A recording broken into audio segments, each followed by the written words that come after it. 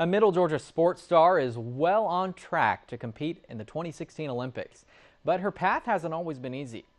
41 NBC's Tucker Sargent introduces us to Howard High School senior and track champion Anastasia Terrell in this week's Sports Spotlight. When Anastasia Terrell was in the 6th grade, her current track coach, Sherry Marks, recognized during basketball tryouts that Anastasia wasn't cut out for the hardwood. But she was impressed by her speed. So Marks asked the middle schooler to join her track team. I had my first track meet in Tennessee.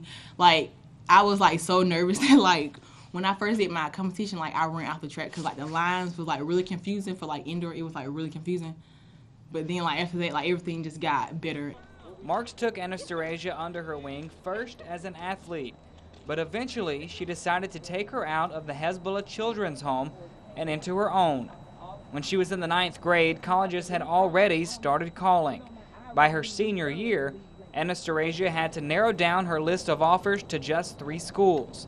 Last week, she chose Clemson, currently the #1 ranked team in the country. I try not to choose a school based upon their ranking, because just because they rank #1 doesn't mean their coach is always going to be there.